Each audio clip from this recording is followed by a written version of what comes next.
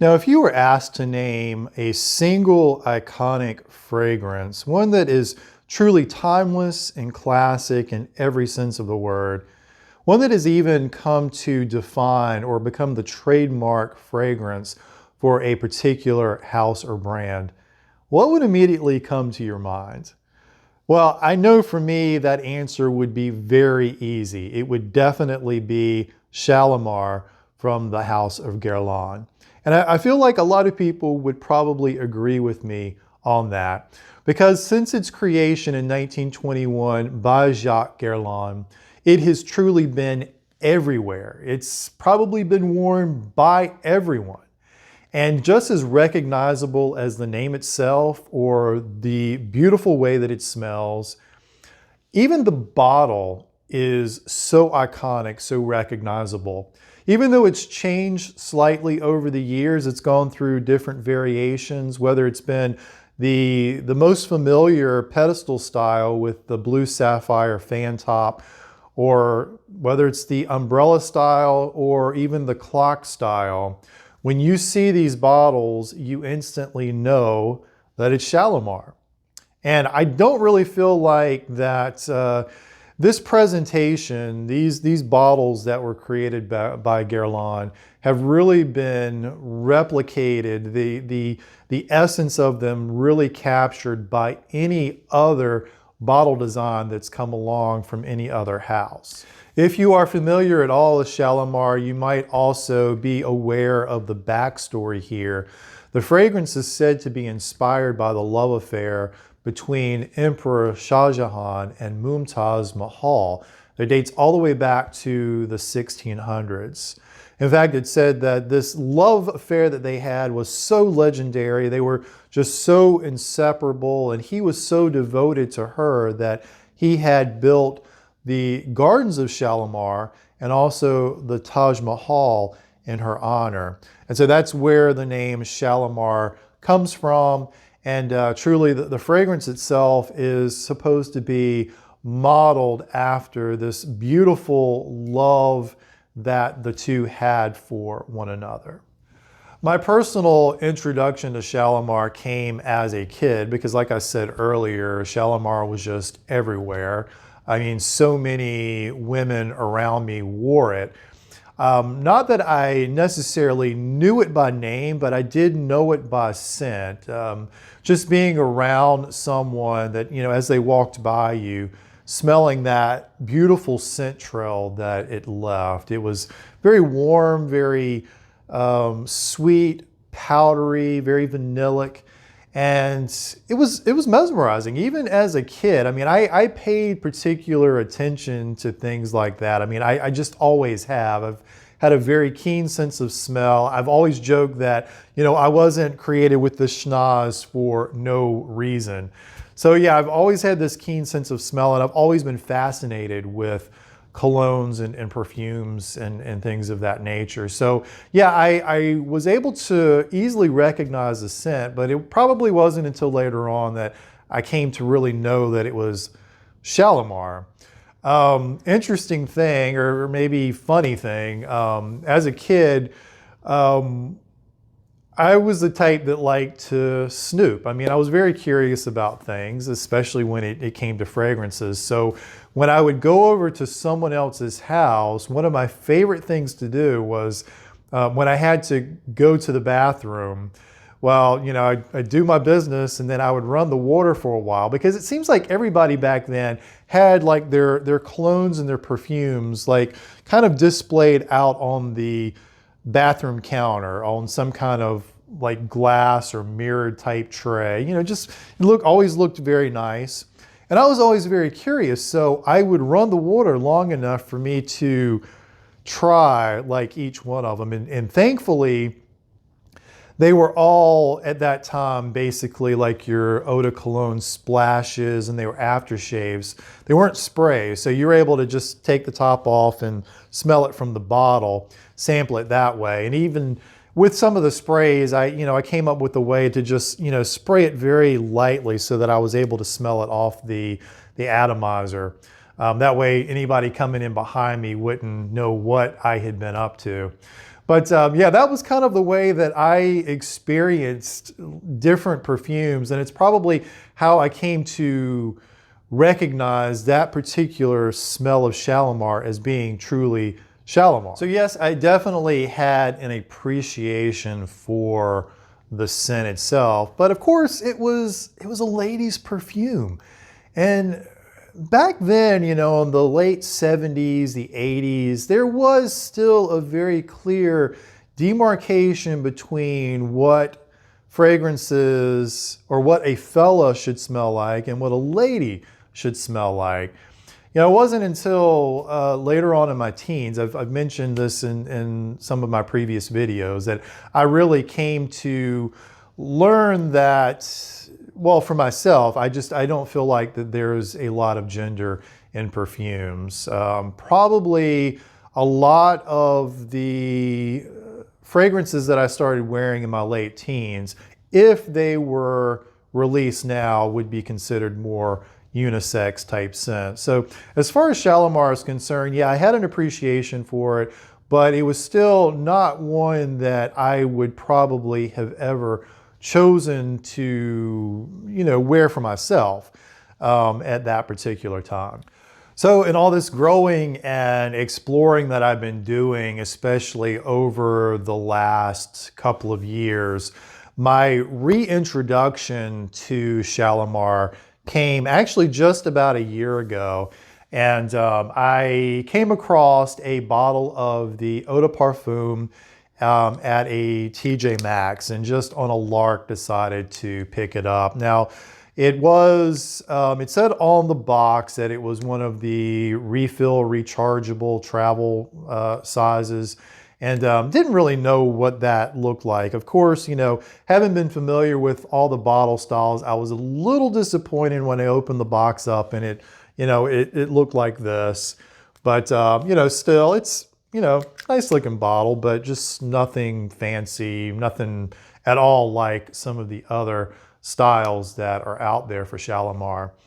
But I remember spraying this for the first time. In fact, you know, when I pick up a bottle, I don't care where I am, when I get back in the car, I immediately have to open it and immediately have to spray it. My very distinct impression of Shalimar upon spraying the EDP was, yeah, this probably still isn't something that I would wear.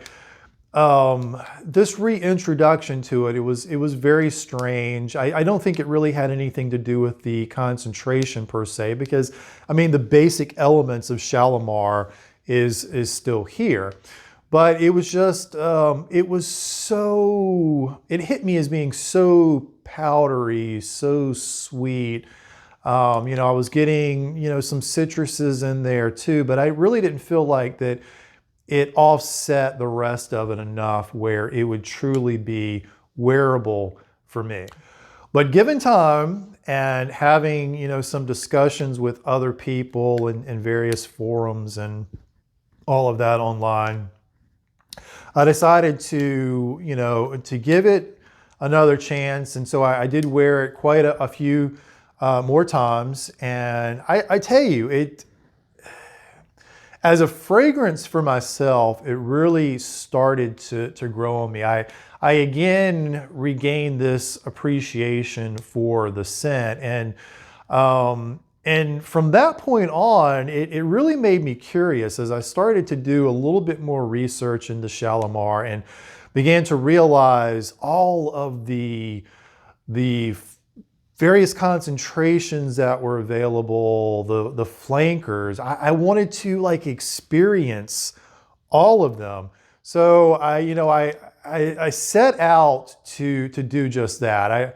I wanted to pick a few and do like maybe a comparison. You know, what really makes each one of them stand apart as different. Now, you'll hear a lot of people say when they compare the various concentrations that there really isn't a lot of difference. I mean, it is basically like wearing the exact same fragrance. And that is true to a certain extent. I mean, you're gonna have that very recognizable DNA there of Shalimar.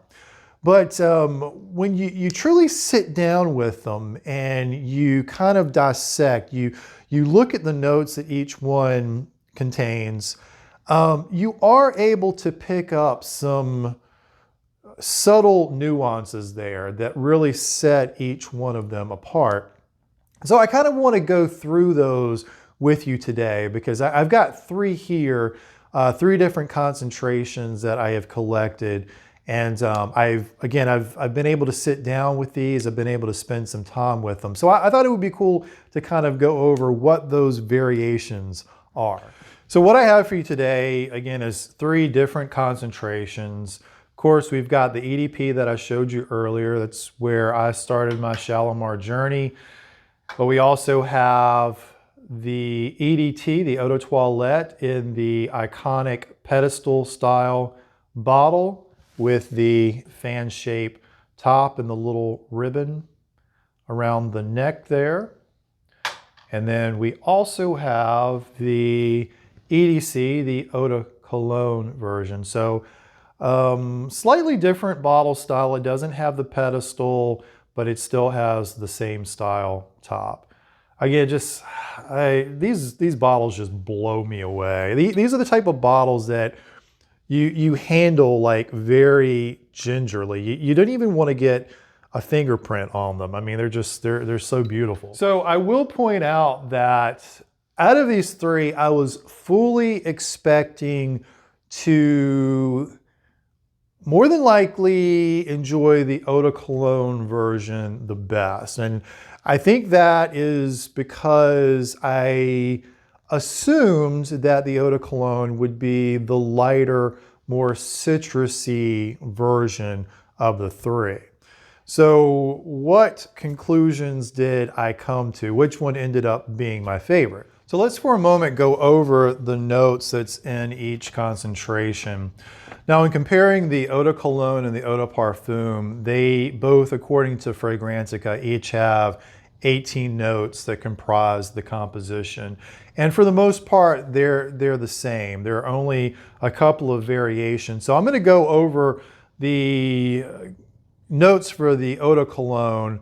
I don't feel like we need to go into the EDP because they're all, like I said, pretty much the same. But for the Eau de Cologne, you've got bergamot, lemon, mandarin orange, cedar, iris, vetiver, patchouli, jasmine, rose, leather, vanilla, incense, benzoin, sandalwood, civet, Peru balsam, and musk.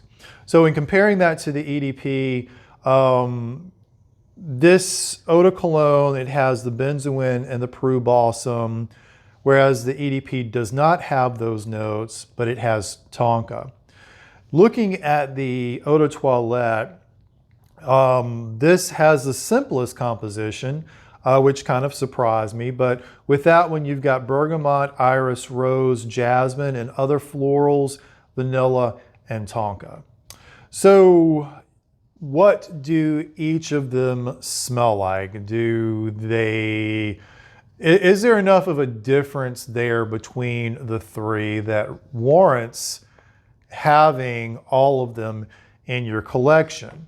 Now, other than the fact of just wanting to collect the bottles, which, is very tempting in itself, what I found was that, yeah, there are variances there. There are things to appreciate as unique about each different concentration. You're gonna get that same Shalimar feel from each one of them, definitely. There's just no way around that. So first, the Eau de Cologne. We'll spray the strip here.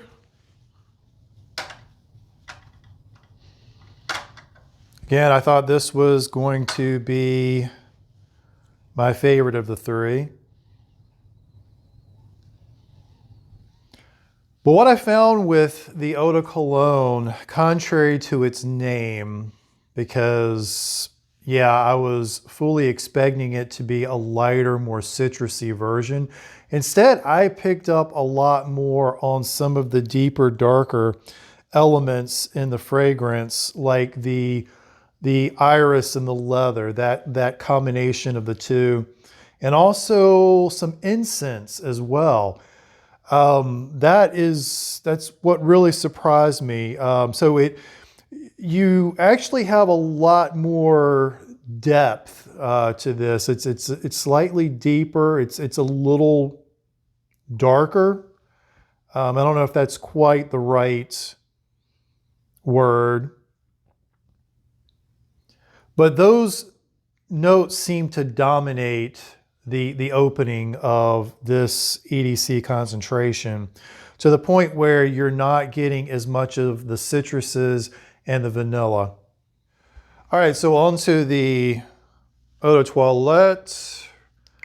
Spray the strip here, see what we've got. Yeah, see, immediately with this one just kind of stands apart as different, because immediately I'm getting a lot of iris and I'm getting a lot of floral that isn't being led by the citrus and vanilla. It's kind of sitting on top of it, you know, kind of like I was mentioning the eau de cologne with the iris, leather, and incense. Those elements kind of set on top of the citrus and vanilla, especially right here in the opening. And that is something that I'll point out.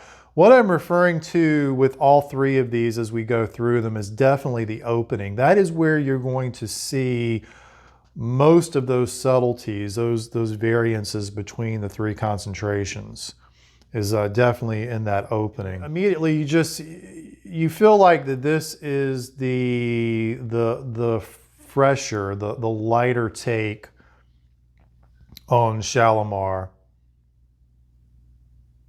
And this to me is truly beautiful. To me, this one really stands out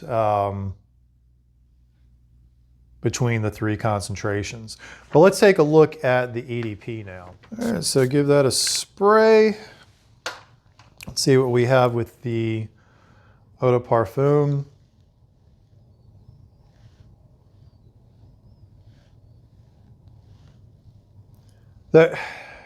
You can't help but notice the smile that this brings to my face when I smell it.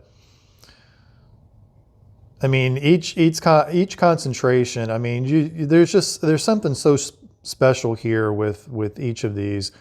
But definitely with the eau de parfum, you're getting a lot more of the citruses right there off the top. And this one especially, the lemon just shines. And so it does outplay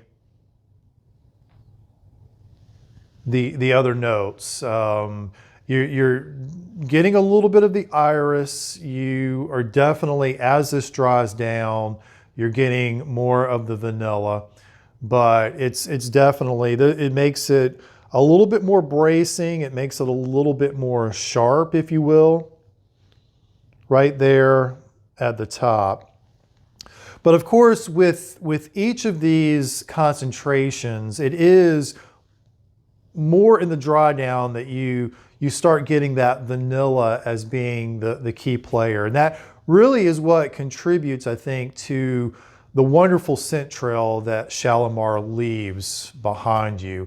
It's definitely that sweet, powdery vibe where you are, picking up a little bit on, the citruses in one, the florals in the other. But what really surprised me was how discernible the iris is in each of these concentrations. I was not expecting that, because I think we've become so used to here lately these more modern iris fragrances where we become used to those being like a very key player, along with like leather and everything, like in your Valentino Uomo Intense or your Dior Homme fragrances.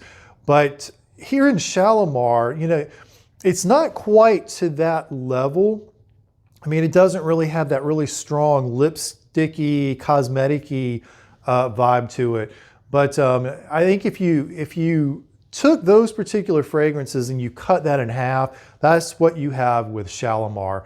But it really shocked me how much that comes across though in these compositions. I really wasn't expecting to pick up on that as much as I am. So when it comes down to it, you know, in looking at those three, I mean, I don't know if you were able to tell by my reactions or by my descriptions which one I really enjoy the most, but definitely for me at this present time, I mean, of course, as I spend more time with these, I might change my mind, but for the time being, the one that's really calling my name, is really appealing to me, is the Eau de Toilette version. And I think that is just because I feel like out of the three, it is the most balanced. Yes, it is the simplest composition, but as far as the notes are concerned, they're just so much in harmony with one another. They just balance each other out so nicely. And I love the fact that you do get a little bit more of the florals with the EDT than you do with the others. And again, that iris, the iris and the vanilla, it's just, it's so nice. So yeah, definitely the Eau de Toilette for me is the winner. Of course, I will repeat, for now, it is the winner. We will see in you know, months and years to come as I continue to wear these. I hope that you have enjoyed this little overview of mine for Shalimar. It is really for educational reasons that I wanted to do this, mine included, because I really have learned a lot. I really enjoyed being able to sit down with these various concentrations. And if you are looking to be introduced to Shalimar for the first time or just looking to be reintroduced, I would highly recommend you do the same thing. Grab some samples or decants and sit down with them, take some time with them, and discover those little nuances, those little subtleties for yourself in order to pick which one is your favorite. Or maybe, you know, like me, you want to, you know, collect as many as you can because you love the fragrance and you also love the bottle designs as well. So whatever the case might be, I hope that you've enjoyed this. I hope that you'll come back for future videos. And until the next one, please take care. We'll see you soon.